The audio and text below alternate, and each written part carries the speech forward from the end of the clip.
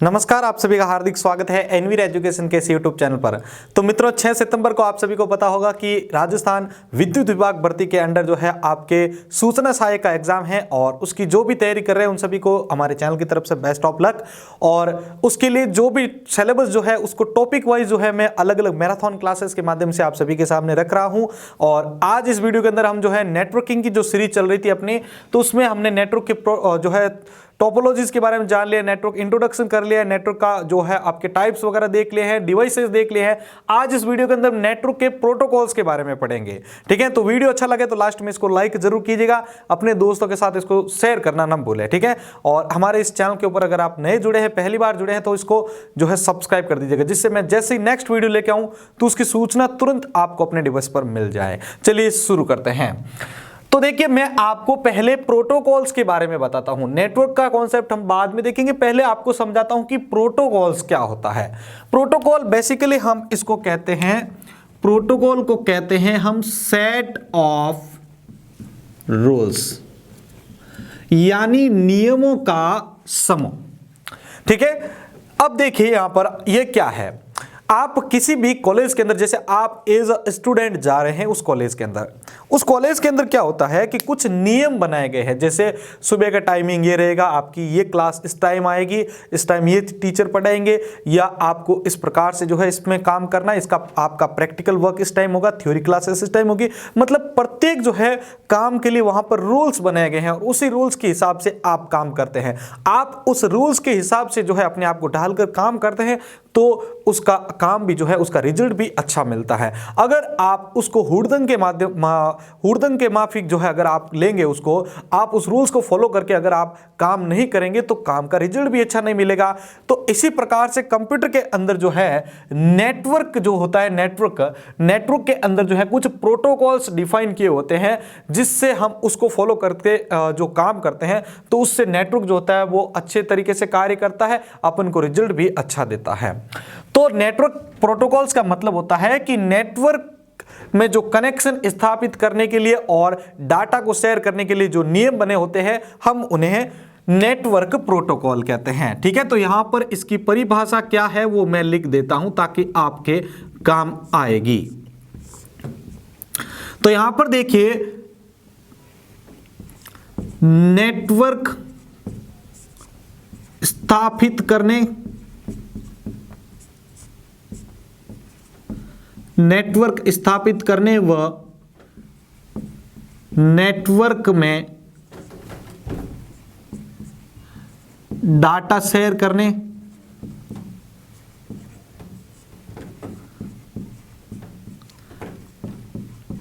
हेतु बनाए गए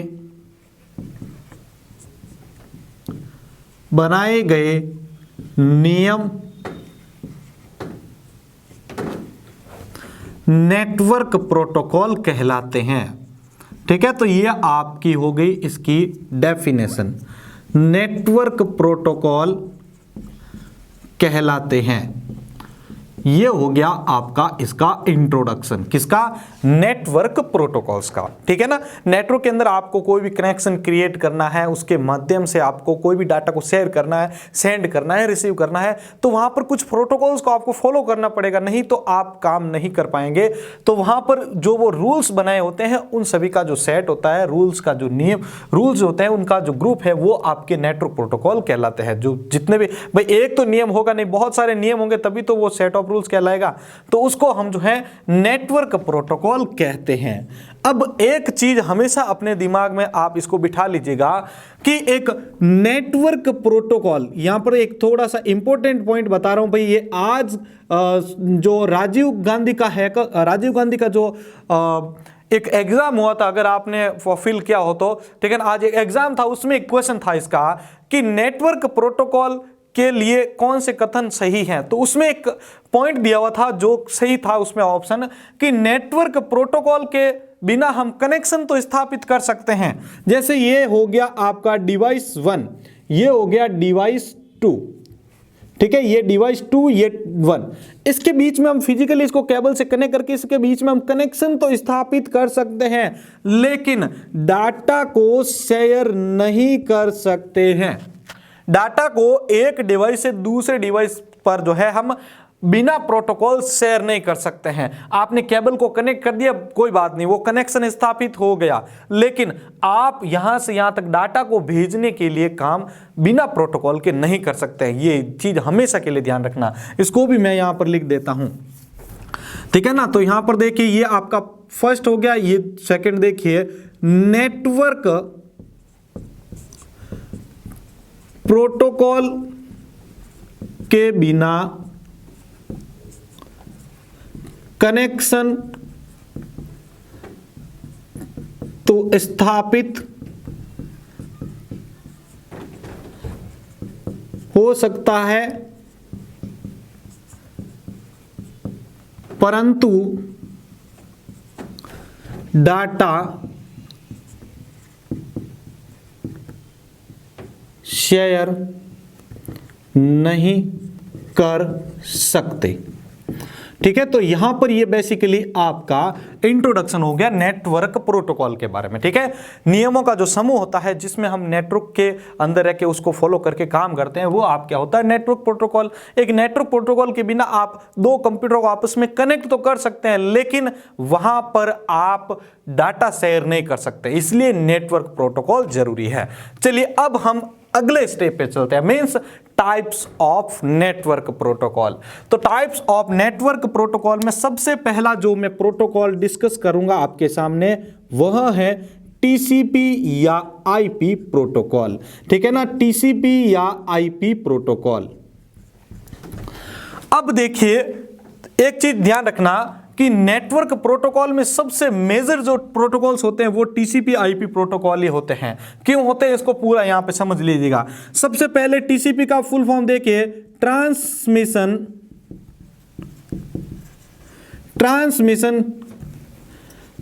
control protocol, transmission control protocol, और ये हो गया आपके इंटरनेट प्रोटोकॉल। अब इसको बड़े ही मजेदार तरीके से समझना है आपको कि ये मेजर क्यों माने जाते हैं, ठीक है ना। कोई भी प्रोटोकॉल यूज करेंगे तो उसके साथ आपको टीसीपी आईपी यूज करना ही पड़ेगा। क्यों करना पड़ेगा, ध्यान रखिएगा।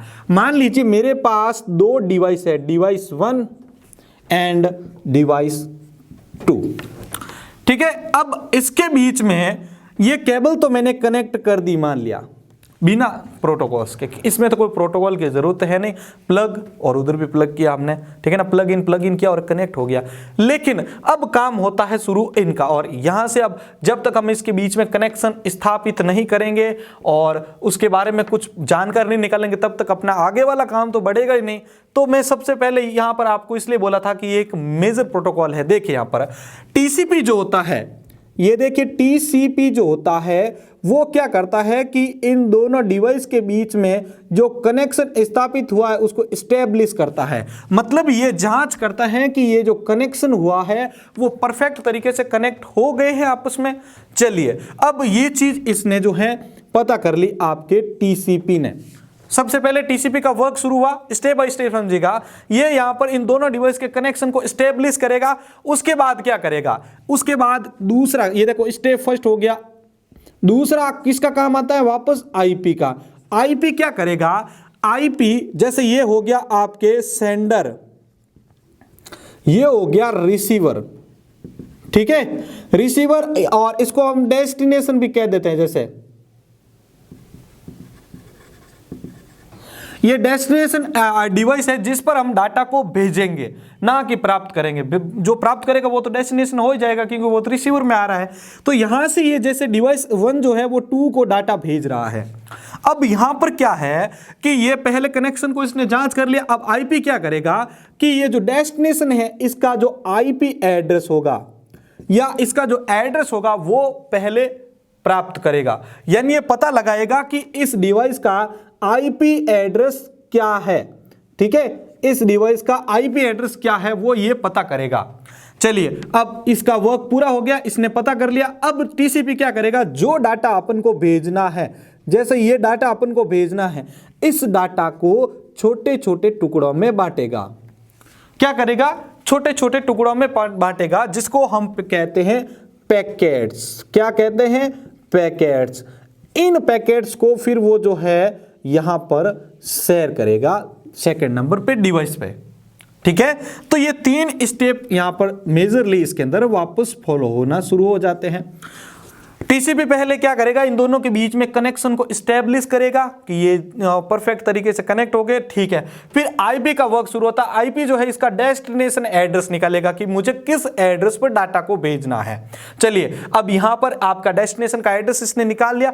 अब क्या करेगा ये कि वापस टीसीपी का वर्क शुरू होगा कि हमें जो डाटा एक नंबर से दूसरे नंबर डिवाइस पे भेजना है उसको छोटे छोटे पैकेट्स में डिवाइड करेगा। ठीक है, डिवाइड कर दिया। अब डिवाइड करने के बाद इनको दूसरे नंबर डिवाइस के ऊपर भेज देगा। तो ये आपका होता है यहां पर टीसीपी और आईपी का वर्क। ठीक है, टीसीपी और आईपी जो एड्रेस था उसका वर्क। अब मैं यहां पर देखिए आपको इसके बारे में पॉइंट्स जो होते हैं वो लिख देता हूं कि देखिए टीसीपी के बारे में, देखो मैं टीसीपी के बारे में बता रहा हूं आपको। टीसीपी क्या करता है, दो या दो से अधिक कनेक्टेड डिवाइस के बीच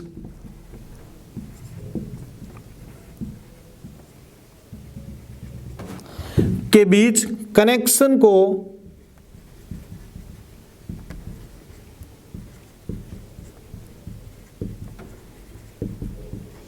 स्टैब्लिश करता है, मतलब जांच करता है कि ये प्रॉपर वर्क कनेक्ट हुए हैं या नहीं हुए हैं। ठीक है, स्टैब्लिश करता है। ठीक है, कनेक्शन को स्टैब्लिश करता है तथा भेजे जाने वाले डाटा को पैकेट्स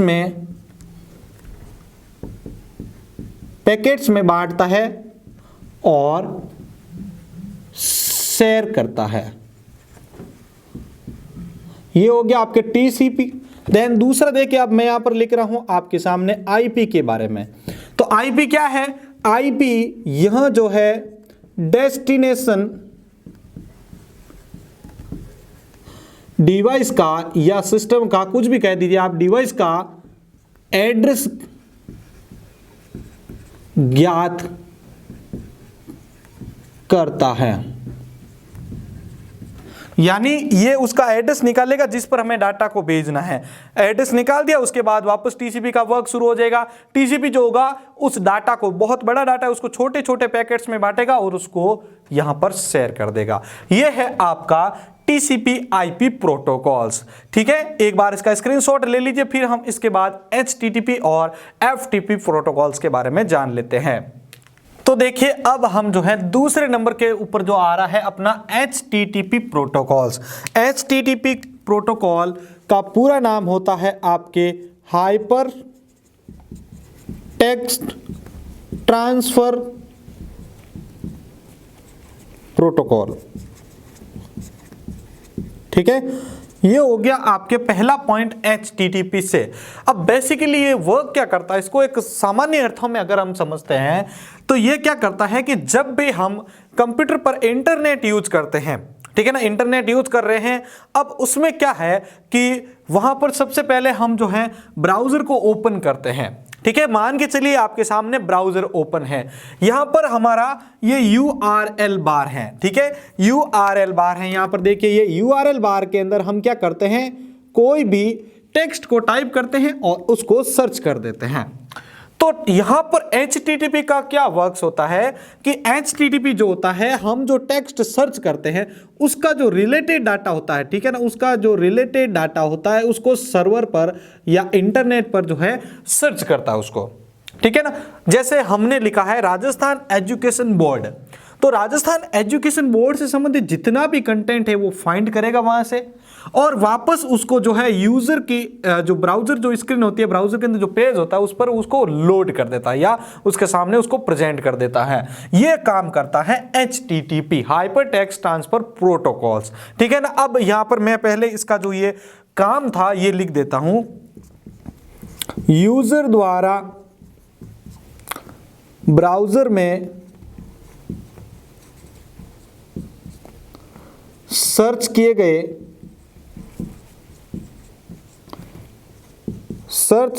गए टेक्स्ट से रिलेटेड कंटेंट को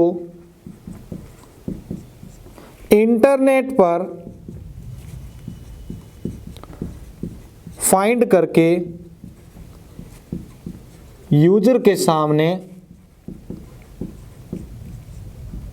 शो करना, ये काम करता है आपका HTTP प्रोटोकॉल्स।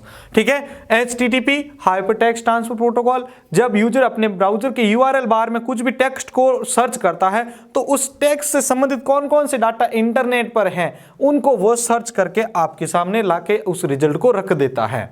अब ये HTTP जो है वो दो प्रकार का है। आपने आजकल जो भी सिक्योर वेबसाइट होती है वहां पर देखा होगा HTTPS आता है आगे, यानी हाइपरटेक्स्ट ट्रांसफर प्रोटोकॉल सिक्योर। इसका मतलब क्या होता है कि कुछ ऐसी वेबसाइट जो होती है बहुत ही हाईली सिक्योर होती है, आपका जो डाटा होती है उसको हाईली जो है वो सिक्योर करती है, तो ऐसी वेबसाइट को हम जो है HTTPS के नाम से जानते हैं। जैसे एग्जांपल लेते हैं हम, बैंकिंग की वेबसाइट हो गई या कोई जो कॉलेज हो गई उसकी वेबसाइट होगी, कोई संस्था की वेबसाइट होगी, तो वहां पर डाटा को अगर ज्यादा सिक्योर रखना है तो फिर वो HTTPS प्रोटोकॉल्स का प्रयोग करती हैं। ठीक है, तो यहां पर आपका ये काम क्लियर होता है इसके अंदर। ठीक है, HTTP बेसिकली क्या वर्क करता है मैंने आपको बता दिया है। ठीक है ना, आज जो राजीव गांधी का एग्जाम हुआ पे जिसने दिया है, ठीक है ना, राजीव गांधी नाम से जो एग्जाम हुआ था आज, तो जो जिन्होंने भी उस एग्जाम को दिया था, 1 घंटे का एग्जाम था, उसमें ये क्वेश्चन था, इसका भी HTTP का प्रोटोकॉल से 2 क्वेश्चन आए थे। ठीक है ना, तो वहां पर HTTPS का था कि HTTPS के संदर्भ में कौन सा कथन सही है, जिसमें डी वाला ऑप्शन था एक कि HTTPS प्रोटोकॉल सिक्योर जो है कनेक्शन स्थापित करता है और डाटा को सुरक्षा प्रदान करता है। तो यहां पर यह आपका काम क्लियर होता है। चलिए आगे बढ़ते हैं और अब आते हैं नेक्स्ट FTP। ठीक है, FTP का प्रोटोकॉल का फुल नेम देखिए यहां पर, FTP stands for file transfer protocol. File transfer protocol किसका पूरा नेम है? FTP का पूरा नेम है। ये भी आपके एग्जाम में पूछे जा चुके क्वेश्चन है इनके फुल फॉर्म से संबंधित, इसलिए साथ साथ में आप दोहराते रहें। FTP का पूरा नाम होता है फाइल ट्रांसफर प्रोटोकॉल। अब ये काम क्या करेगा, तो देखिए एक चीज ध्यान रखना, ये काम करने से पहले TCP/IP को कॉल करेगा, मतलब TCP/IP का काम इससे पहले होगा अगर FTP को यूज ले रहे हैं। सभी में मैंने बोला था आपको यूज होगा, इसका भी ले लो, इसमें भी पहले कनेक्शन स्थापित होगा सर्वर के साथ, तभी तो हम कुछ सर्च कर पाएंगे अपने इंटरनेट पर, अपने कंप्यूटर पर। ठीक है, तो यहां पर पहले आप देखिए FTP में क्या होगा, TCP और IP प्रोटोकॉल का यूज कर हम कनेक्शन को स्थापित करेंगे और जिस डिवाइस पर फाइल को भेजना है, ठीक है ना, इसका पहले वर्क सुनिए। FTP जो क्या होता है, सर्वर से फाइल को क्लाइंट पर शेयर करने के काम आता है। सर्वर पर कुछ फाइल्स पड़ी होती हैं, ठीक है, ये सर्वर पर कुछ फाइल्स हैं, इनको ये शेयर करता है कहां पर, क्लाइंट पर। ये काम होता है FTP प्रोटोकॉल्स का। ठीक है, अब यहां पर देखिए ये TCP/IP की मदद से पहले कनेक्शन को स्टेब्लिश कर लेगा। अब जिसको मेरे को डाटा भेजना है, जैसे एक नंबर से दूसरे नंबर पर या सर्वर से इस क्लाइंट पर, तो इसका एड्रेस कौन ज्ञात करेगा, IP ज्ञात करेगा। IP ज्ञात कर लिया, उसके बाद जो है FTP का वर्क शुरू होता है। जो FTP होगा वो अपनी फाइल्स को यहां पर शेयर कर देगा। तो यहां पर भी TCP/IP यूज हो रहा है। मैंने इसलिए बोला था कि TCP/IP मेजर प्रोटोकॉल्स कहलाते हैं, प्रोटोकॉल्स में से। तो यहां पर ये वर्क आपका होता है। इसका अब मैं यहां पर लिख देता हूं, FTP का प्रयोग सर्वर से फाइल्स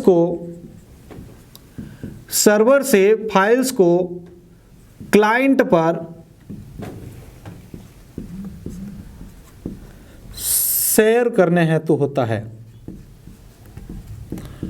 शेयर करने हेतु होता है। ये होता है आपका FTP प्रोटोकॉल। चलिए अब इन दोनों के अंदर आपको कोई प्रॉब्लम नहीं है, HTTP का हो गया, FTP का हो गया। अब हम नेक्स्ट हम देखते हैं SMTP। SMTP का फुल फॉर्म क्या है? SMTP का फुल फॉर्म होता है simple mail transfer protocol. Simple mail transfer protocol. अब ये क्या है भाई, देखिए इसका यूज जो है बेसिकली सेंडर और रिसीवर के बीच में, जो सेंडर और जो रिसीवर होता है उसके बीच में मेल को भेजने और प्राप्त करने के लिए होता है। किसका यूज? SMTP का, सिंपल मेल ट्रांसफर प्रोटोकॉल, यानी मेल को ट्रांसफर करना। ट्रांसफर में मेल जा भी सकता है और आ भी सकता है, तो ये काम होता है SMTP का। अब जब SMTP मेल को भेजेगा और प्राप्त करेगा तो इसके लिए उसको 2 प्रोटोकॉल और भी यूज करने पड़ेंगे भाई। कौन कौन से? तो इसके साथ हम जो है POP और IMAP, इनके बारे में अब जो है नेक्स्ट 5वें नंबर पे हम जानने वाले हैं, ठीक है ना। तो यहां पर अभी ये ध्यान रखिएगा कि ये जब मेल को भेजेगा और प्राप्त करेगा तो वहां पर POP और IMAP प्रोटोकॉल का भी यूज करेगा। इसके साथ मेजर, TCP और IP, क्योंकि किसी भी इंटरनेट से डाटा को प्राप्त करने और भेजने के लिए हमें TCP IP की जरूरत तो 100% पड़ेगी। पहले कनेक्शन स्थापित होगा, डेस्टिनेशन एड्रेस निकाला जाएगा, उसके बाद क्या होगा, जो आपका SMTP होगा वो मेल को भेजेगा और प्राप्त करेगा। किसके आधार पर? POP और IMAP के आधार पर। तो ये आपके बेसिकली इसका काम हो चुका है। अब मैं इसके बारे में भी यहां पर लिख देता हूं, SMTP का प्रयोग, SMTP का प्रयोग मेल्स को सेंड और रिसीव करने के काम आता है। मेल्स को सेंड और रिसीव करने के काम आता है। तो ये हो गया आपके SMTP प्रोटोकॉल। अब इनको मैं एक थोड़े से स्पेशली जो है इनको फटाफट मैं आपके सामने रख देता हूं, फिर नेक्स्ट प्रोटोकॉल को डिस्कस करते हैं। HTTP क्या करता है? जो यूजर अपने स्क्रीन पर, ठीक है ना, ब्राउजर की स्क्रीन के अंदर जो URL बार में जो टेक्स्ट टाइप करके सर्च करता है, तो उस टेक्स्ट से संबंधित डाटा को सर्च करता है, ठीक है, और वो फिर आपके सामने लाके रख देता है। जैसे एग्जांपल ले लेते हैं भाई, आप इसको ऐसे याद रखिएगा, जैसे आप अभी कंप्यूटर शिक्षक भर्ती के बारे में सर्च कर रहे हैं, किसके अंदर? गूगल के अंदर, ठीक है, गूगल कर रहे हैं आप उसको, ठीक है, कंप्यूटर शिक्षक भर्ती सिलेबस 2021, तो उसको सर्च करते किन किन वेबसाइट्स पे या किन किन यूट्यूब चैनल पे उसको डिस्कस किया गया, उस कंटेंट के बारे में लिखा गया है, तो वे वेबसाइट सारी आपके सामने इंडेक्स हो जाती हैं, ठीक है। तो वो काम कौन कर रहा है? वहां से डाटा को फाइंड करके आपके सामने रखने का वो काम कर रहा है HTTP, ठीक है ना। HTTP का एक और दूसरा वर्जन भी है HTTPS, जिसका यूज कहां पर होता है? जहां पर डाटा को सिक्योरली विजिट करना होता है, ठीक है ना, यूजर के सामने रखना और उन्हीं के सामने रखना जो उससे रिलेटेड हो।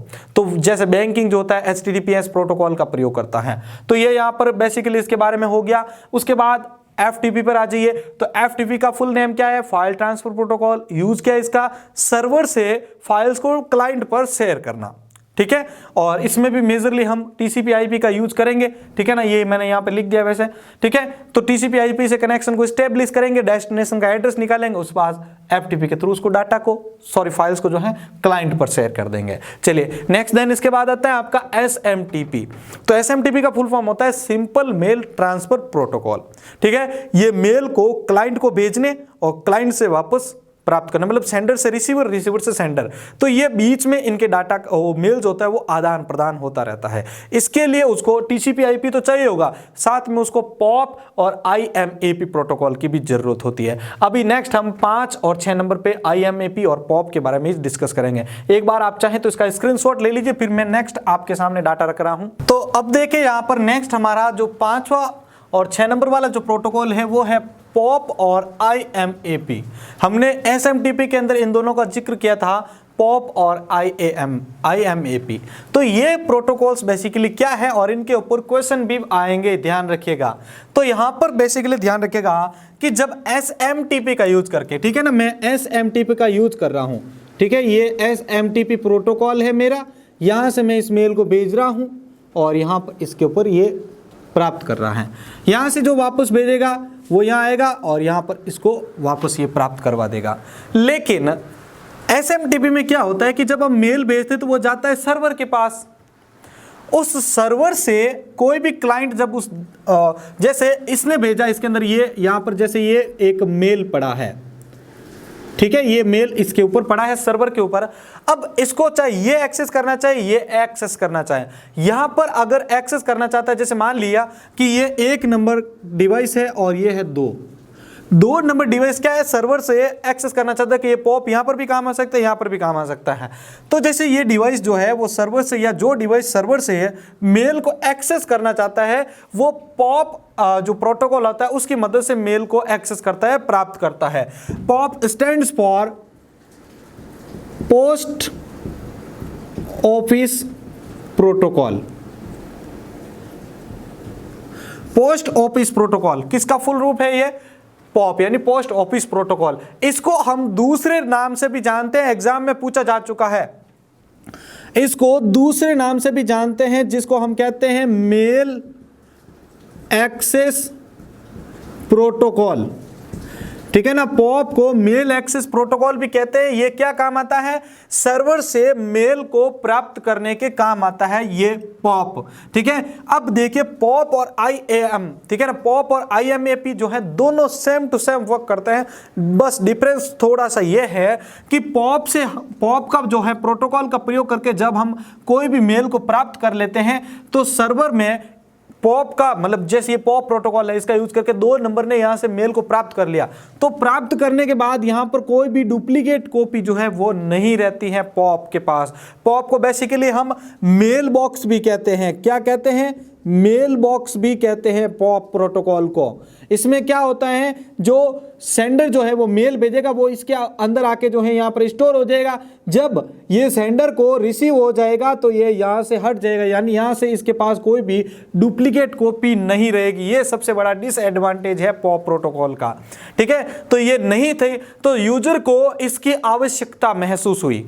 यूजर को इसकी आवश्यकता महसूस हुई कि भाई हम क्यों ना ऐसा कुछ करें कि भाई हमारा मेल अगर हम प्राप्त भी कर लें तो भी उसको बाद में वापस अलग से और डाउनलोड करना चाहें तो कर सकते हैं। तो इसका अपडेटेड वर्जन आया जिसका नाम था IMAP। IMAP stands for internet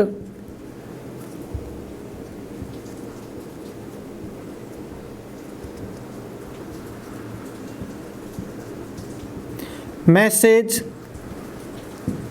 access protocol. Internet messaging access protocol, ये किसका फुल रूप है आपका, IMAP। ये अपडेटेड वर्जन किसका है, पॉप का। ये मैं क्यों बोल रहा हूं, जितने पॉइंट बोल रहा हूं एग्जाम में पूछे जा चुके हैं, ध्यान रखिएगा। तो पॉप का अपडेटेड वर्जन कौन सा है, IMAP। ठीक है ना, अब IMAP का full form internet messaging access protocol. अब देखिए इसमें क्या होता है, इसमें मेन डिफरेंस जो है वो ये है कि जब यूजर IMAP प्रोटोकॉल का प्रयोग करके किसी भी मेल को प्राप्त कर लेता है तो उसके पास उसके बावजूद भी एक डुप्लीकेट कॉपी उसके पास पड़ी रहती है। ठीक है, ये इन दोनों में मेन और मेजर डिफरेंस आप मान सकते हो। बाकी अगर ये इसमें होता तो IMAP का यूज ही नहीं होता। ठीक है, तो IMAP का यूज इसीलिए होता है कि कहीं पर अगर कोई मेल पड़ा है, ठीक है, और वो मेल जो है डाउनलोड करने के बाद भी हमें वहां पर रहना चाहिए हमारे पास सर्वर के पास, तो हम जो है IMAP का यूज करेंगे। अगर कहीं पर ऐसी टेक्निक यूज करनी है किसी मेल को, मैसेज को डाउनलोड करने के बाद वहां पर वो बचे ही नहीं, तो पॉप प्रोटोकॉल का यूज किया जाएगा। वैसे आप सोच रहे होंगे कि ये आ गया होगा तो ये नहीं हो रहा, नहीं, ये यूज आज भी होता है। और आपको पता होगा तो व्हाट्सएप के अंदर भी एक ऐसा फीचर आने वाला है जिसमें कुछ मिनट या कुछ घंटों बाद जो है वो मैसेज डिसअपीयर हो जाएगा। टेलीग्राम के अंदर शायद इसको ऐड किया गया है, तो वहां पर ये प्रोटोकॉल्स का प्रयोग करके ये काम किए जाते हैं। ठीक है, तो IMAP भी जो है, देखिए अब इसका एक नेक्स्ट पॉइंट और भी देख लीजिए, ये भी TCP/IP का प्रयोग करेगा। ये भी TCP/IP का प्रयोग करेगा, क्योंकि कनेक्शन स्थापित करने या डेस्टिनेशन IP के बिना हम जो है डेस्टिनेशन एड्रेस के बिना तो हम किसी को भेज ही नहीं पाएंगे। तो ये तो मेजर है, कहीं पर भी यूज होगा। ठीक है, तो ये मेन चीज आपको इसके बारे में ध्यान रखनी है। ये और ये दोनों सेम है भाई। इसमें भी हम जो है क्लाइंट जो होता है वो सर्वर से डाटा को, मेल को प्राप्त करने के लिए IMAP का यूज करता है। लेकिन इसमें क्या होता है कि एक बार अगर क्लाइंट इसको डाउनलोड कर लेता है मेल को, फिर भी उसकी एक कॉपी सर्वर के पास रहती है। जबकि पॉप का प्रयोग करके अगर वो सर्वर से किसी मेल को डाउनलोड करता है तो मेल की कॉपी वहां पर फिर बाद में नहीं मिलेगी। ठीक है, अब यहां पर देखिए, आप यहां पर देखिए IMAP।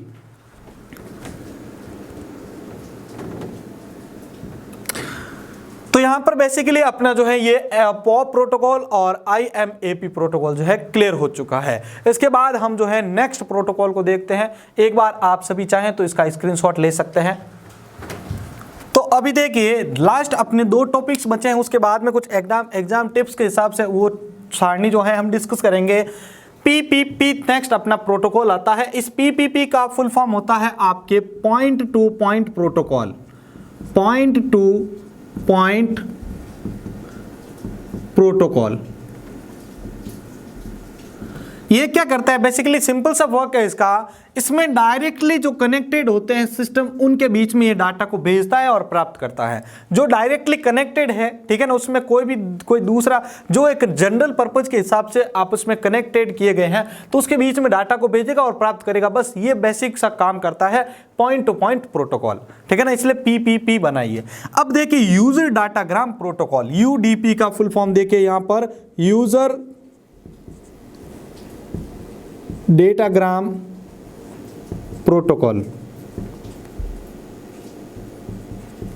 यहां पर देखिएगा इसमें क्या होता है यूजर डेटाग्राम प्रोटोकॉल के अंदर, कि आपका UDP के अंदर एक सिस्टम ये होता है कि इसको अनरिलायबल, ठीक है ना, यहां पर मैं लिख रहा हूं भाई, इसे